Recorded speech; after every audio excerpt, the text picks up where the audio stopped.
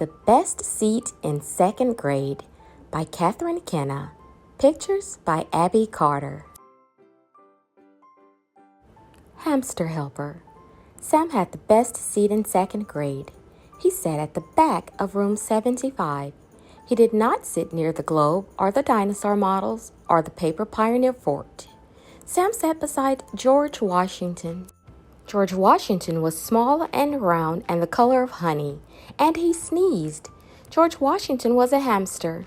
Sam loved George Washington more than anything else at school. George Washington was Sam's favorite subject.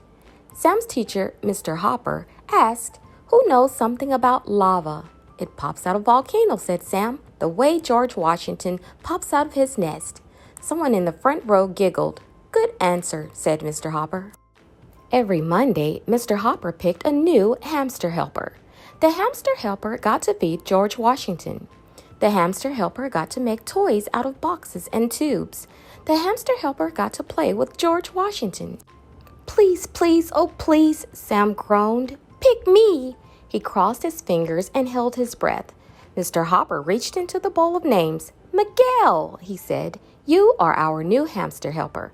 "Oh boy," said Miguel. "Oh no," said Sam, "it is never my turn." Sam was tired of waiting to be hamster helper.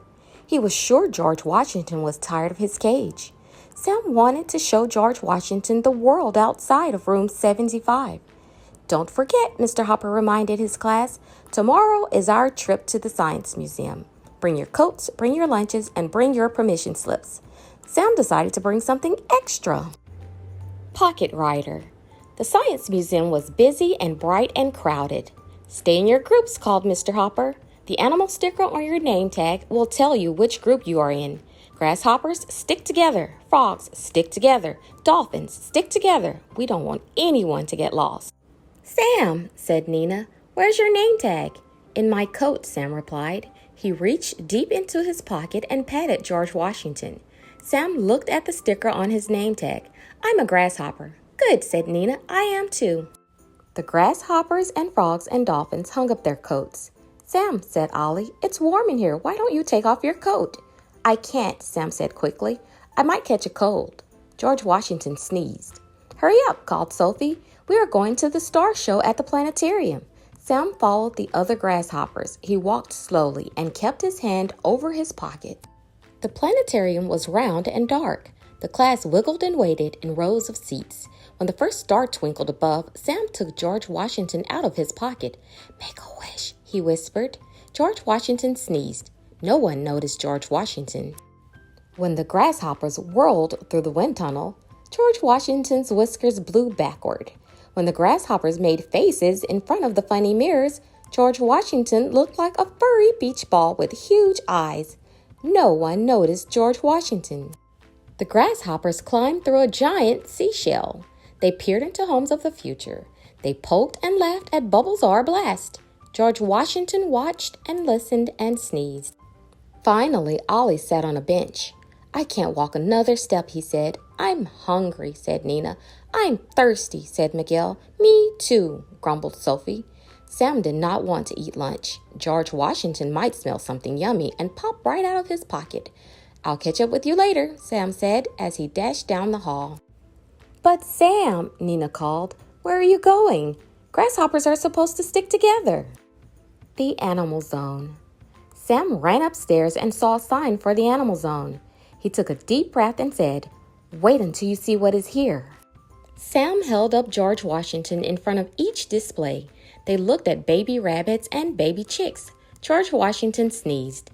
"Don't look," Sam whispered when they reached a tank of boa constrictors. George Washington trembled. "Now," said Sam, "here's the best place of all." The Hamster Habitat was a jumble of tubes and tunnels. There were hamster-sized wheels and ladders and slides. Hamsters were everywhere. They were all small. They were all round. They were all the color of honey. "Look," Sam whispered to George Washington. "Family."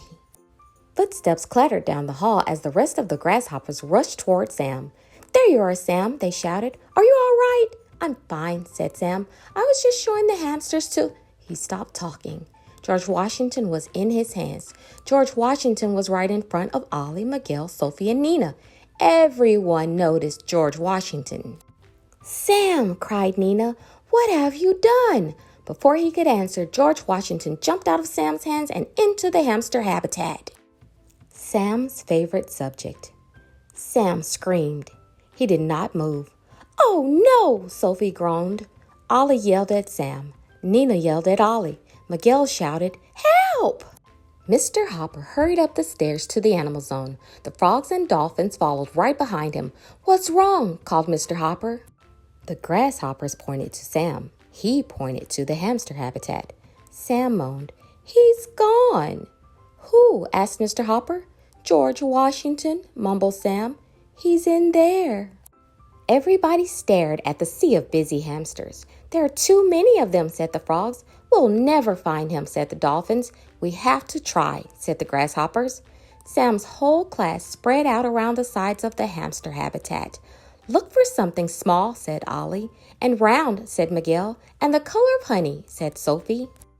They looked and looked at hamsters climbing and digging, at hamsters spinning and grooming, at hamsters drinking and eating and sleeping. Sam stood still and watched one nest shake and tremble like a volcano.